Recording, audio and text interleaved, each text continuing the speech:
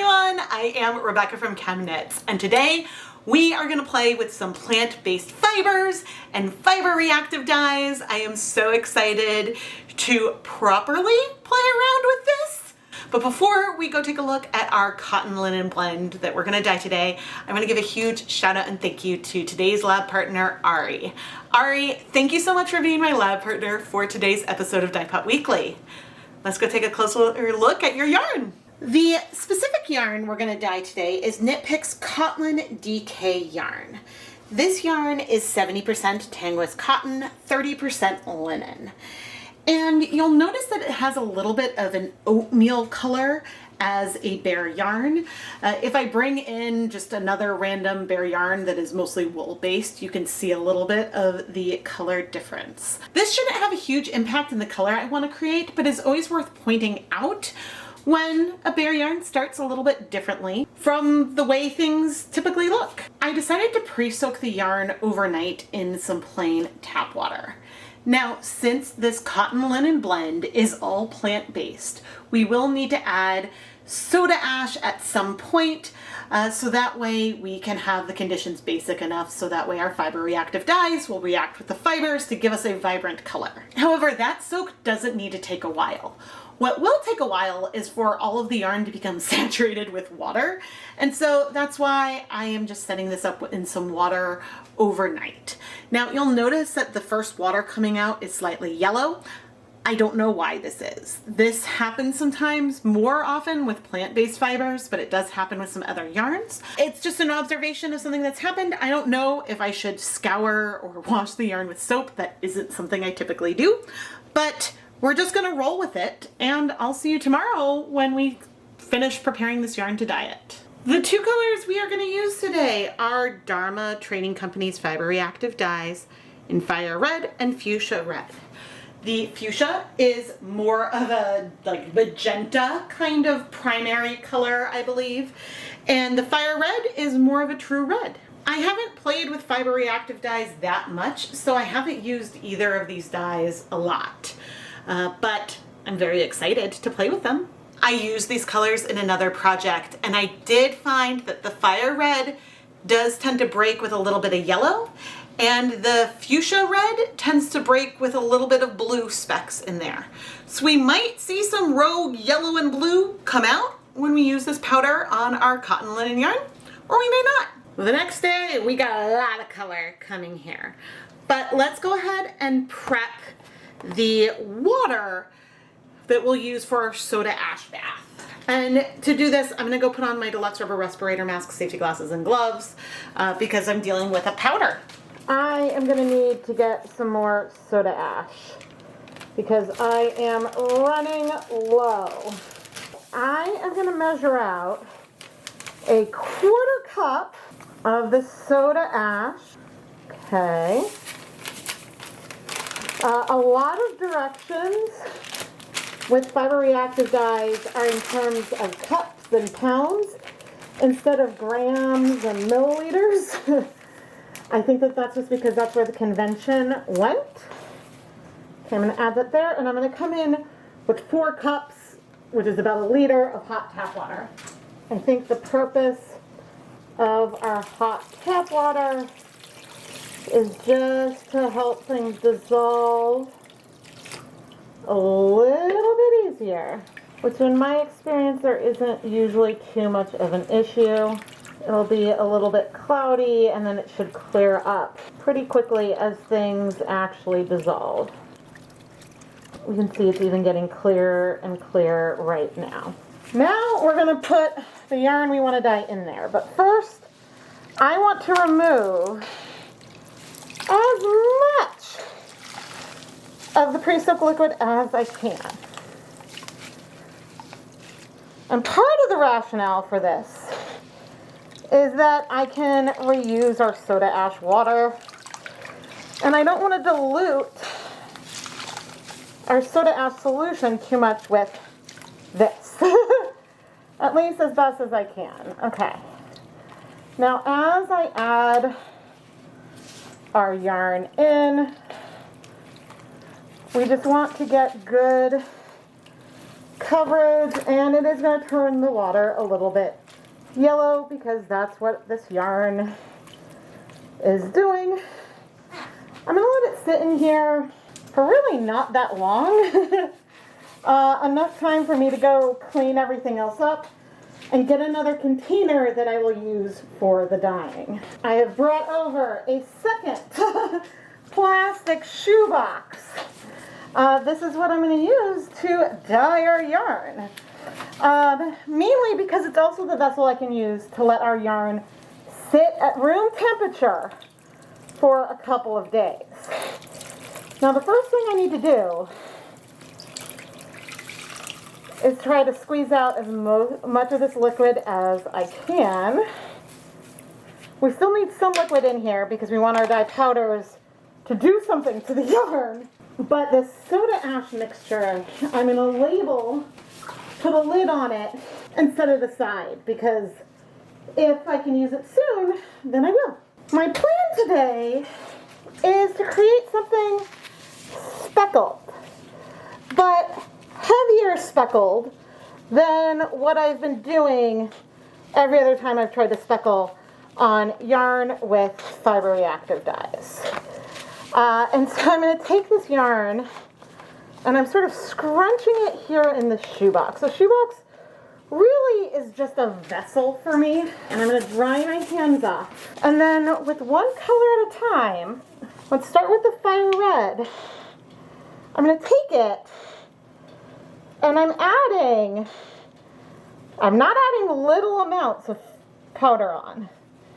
I'm going heavy, and I don't know if we're going to end up with something that feels speckled in the end, or if we'll feel like we have a lot of color for it. But the goal is for something heavy. And of course, when I flip the yarn to dye the other side, there are going to be portions of our yarn that don't have any color on them. Now, this is really going to be featured more in another video.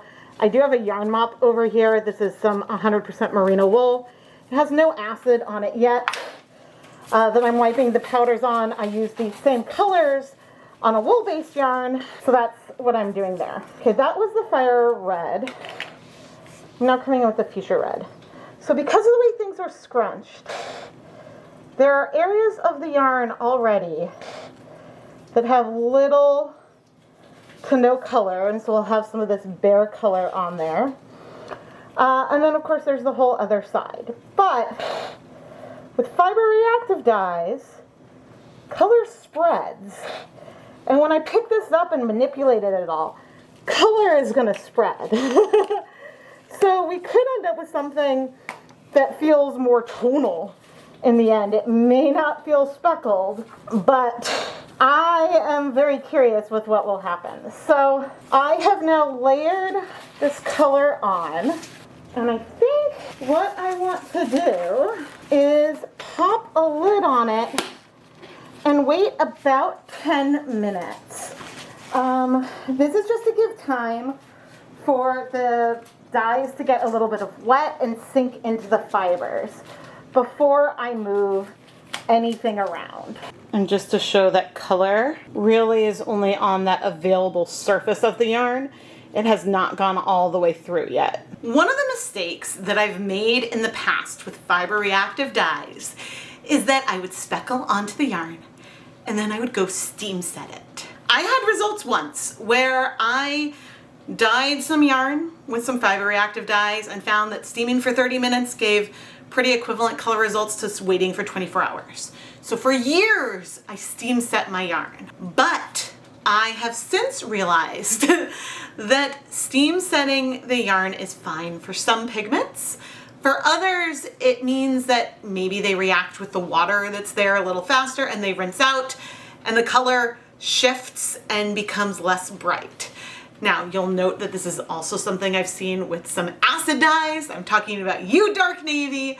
So this is something that has come up in other circumstances where the pigment may seem to fade or the hue will shift once you add steam. So I'm going back to the classic directions, and we're going to be letting this yarn sit at room temperature for 24 to 48 hours before we go ahead and wash it. eventually.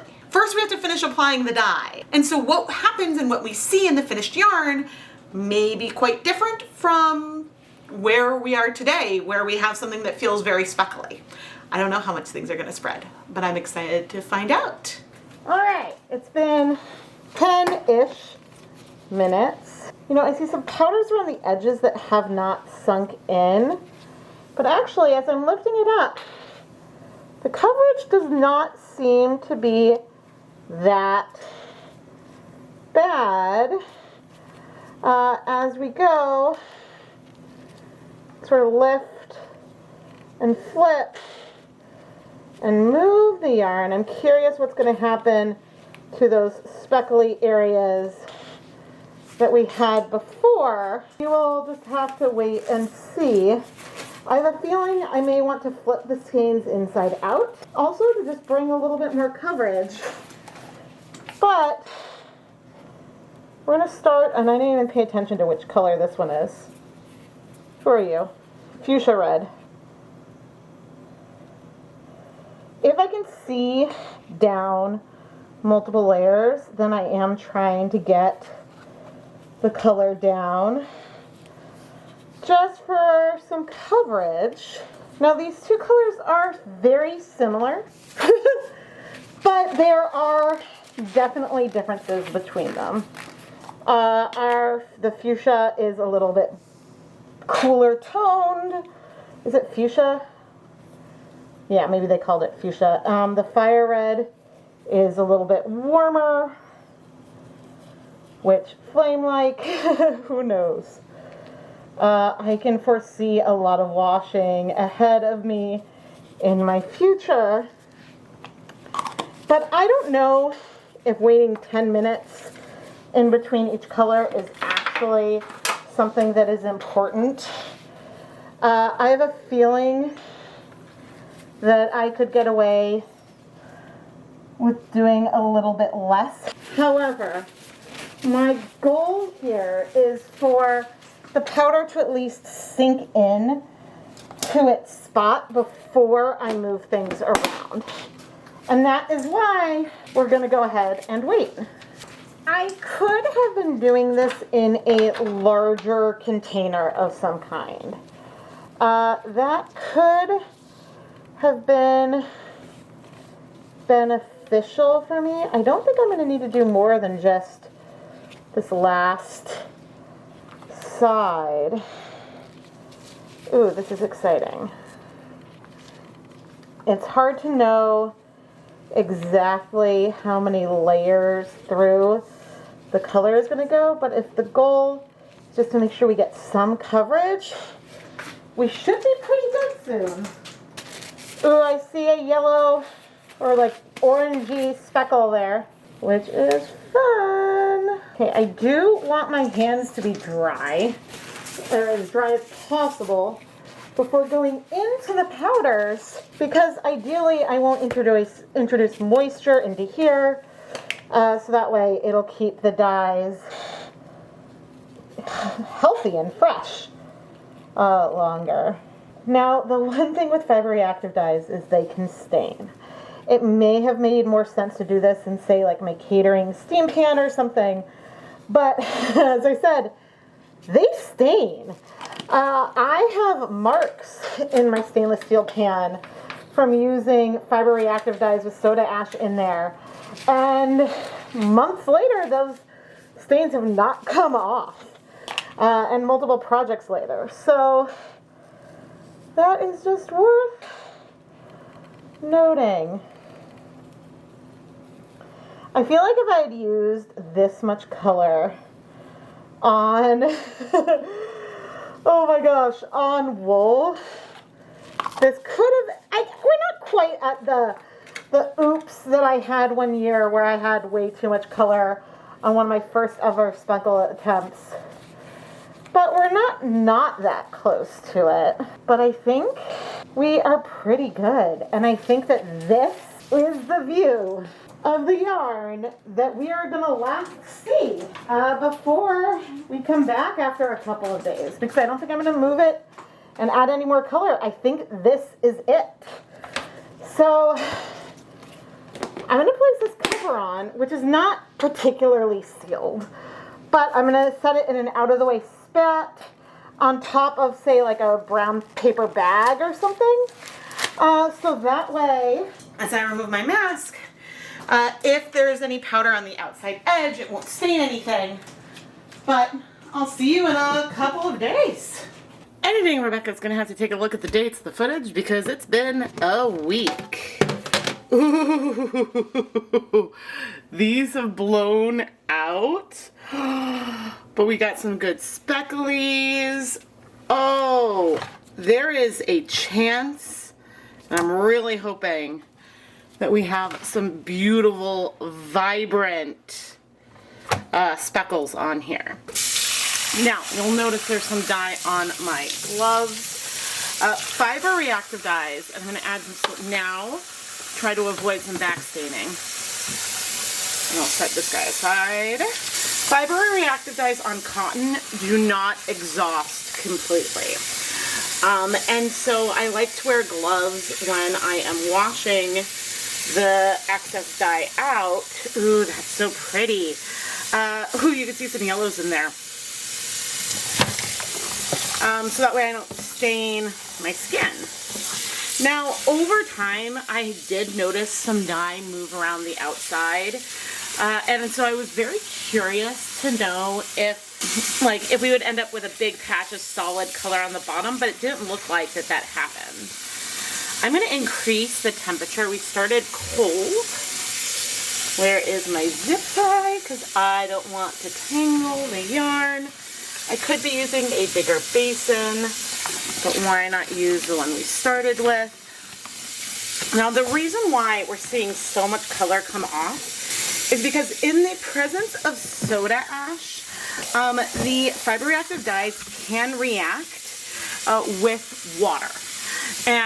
But when they react with water, then they are no longer able to form that permanent bond, that covalent bond with the cotton plant fibers or the linen fibers that we have in here. And so that is a huge reason why there's been a lot of washing. But once you've finished all the washing, then your color is going to remain true and permanent. Now, one thing you can do, which I have done with cottons before, especially when they are machine washable, is you can sort of like add some ties to keep things from getting tangled, put it in like a delicate carpet bag, and add it to the washing machine.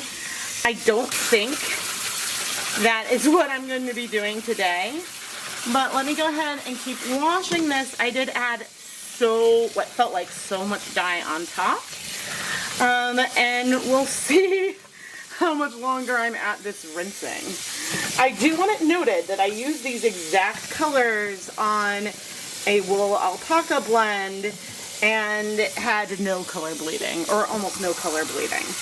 And it's just because of the way you're using the dyes differently.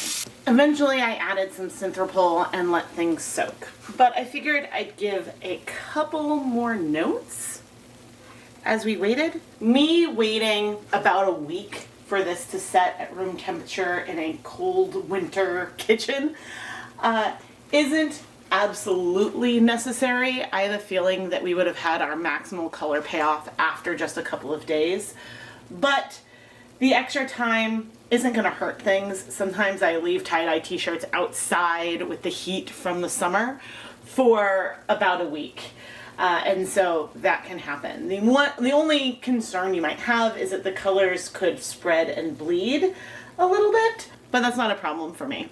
The other thing I'll note is that this washing stage, this is probably the big reason why a lot of indie dyers don't dye cotton and cotton-based yarns. I find them really fun to do. I enjoy playing around with it, but the amount of time that you put into each individual skein is much greater than the time you put into each individual skein for a speckled wool colorway. But also, sometimes it's okay to just leave the yarn in the water and let it soak for a bit, especially when you did a technique like I did here, where I applied the dry dye powder directly onto the yarn. There's a chance we had some undissolved dye on here, and so some of what's rinsing off is not dissolved dye that's sort of just trapped in the sponge of the fibers, but there could have just been a clump of dye powder that we're needing to dissolve and rinse off as well. All right, I think we're finally in a place where things are about clear. And yes, things look very much lighter than they did when we started. But we're speckly and I think it's really fun. Now, I recommend with hand-dyed plant fibers, wash them on their own for the first few times. Whenever I make new tie-dye t-shirts, I always wash them with really dark things or on their own for a handful of times until then I'm comfortable throwing them in with regular laundry. But I'm gonna go pop this through my spin dryer and hang it up to dry so we can see what the finished dry yarn looks like. Here is our finished dry yarn. And while we have a lot of color in here, I once again want to point out the difference between the yarn as it looked when I finished speckling, the yarn as it looked when I was about to start washing it, and then the yarn when I finished washing it. We saw a lot of color spread on that yarn, and I think a lot of the color that spread was dye that probably reacted with the water in location, and it moved through the yarn but didn't bind, because this yarn resembles more what I had originally started with than it did what I saw before I started washing. And that's pretty cool. Now, I haven't seen any blue speckles in the yarn, and one of the colors I had noted that from when dyeing on wool, and that video will come out later this year in the next month or so. But we do have some more orange speckles that came from that fire red color. And while there are some areas that feel more red versus more pink, I have a hypothesis that part of the pink pigment is similar in both of these colors, and therefore that's why we're seeing predominantly pink throughout everything with some more subtle hints of red. Because even in this yarn mop, which I did eventually add acid to and then submerged it in some water to heat set, we have some areas that are a little bit more red, we have more of that orange, and a little bit more pink, but the difference between the red and the pink is quite subtle. And so with speckles, it might be even harder to tell the difference between the two.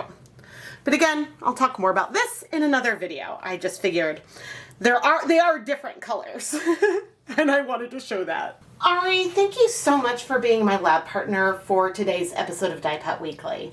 I really hope that you are going to enjoy this yarn. And if you want to learn more about how you can become a lab partner like Ari, go and check out the listings in the ChemKnits Creations Etsy shop. Most of the yarn options that I have available for you to pick from are wool-based, but if you're interested in a plant-based fiber, send me a message ahead of time and we can talk about what options I may have available. Ari, thank you again. I am Rebecca from ChemKnits, and I mostly dye wool-based yarns, which you can dye wool with fiber reactive dyes. Just instead of using soda ash, you would use acid like citric acid or vinegar, and you can treat them just like acid dyes. But it's fun to play around with dyeing cotton, and I'm so excited to finally get this heavy speckled effect on a plant-based fiber, because a lot of the other times I've thought I've had something close and then things ended up being way more subtle than what I expected. And even with that, these speckles are more subtle than what I had applied onto our yarn. And so it's sort of a different mindset to remember that you need to add a lot more dye than you would if it were wool. If I had added this same amount of dye on wool yarn, I think we would have ended up with something heavier, which actually, that's clearly an experiment that I need to do. I could have something set up exactly like I did here, speckling the yarn in shoe boxes, but one of them is pre-soaked with acid, one is not. Speckle on the dye powders, do similar flips, treat things similarly, and I can even let both of them wait at room temperature for a period of time to see how those colors spread. Now, the wool-based yarn I would heat set in the end, and hopefully I wouldn't use so much dye powder that it would cause a lot of bleeding. But, ooh, if this is something you want to see, well, let me know down in the comments below. And also, while you're at it, please subscribe and turn on notifications. This is the biggest way you can help support the content here. And this is why I love filming these conclusions, because I always get more and more ideas of what I want to play around with. Thank you so much for watching.